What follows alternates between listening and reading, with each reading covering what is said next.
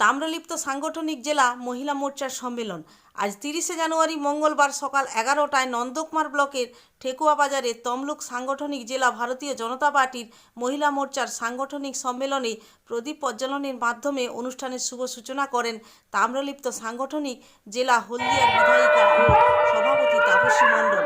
প্রাক্তন সভাপতি তপন ব্যানার্জি আছেন।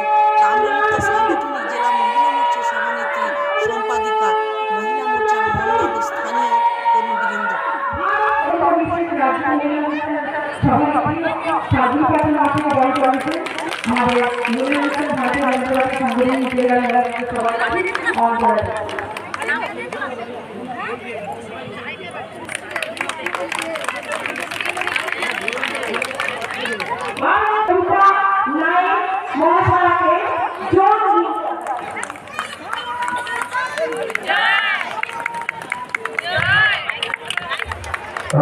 भारत माता की, भारत माता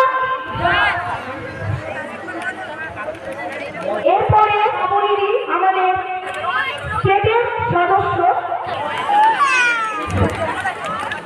ছেলেদের বলছি, আপনারা পিছনের চেয়ারে বসে যান।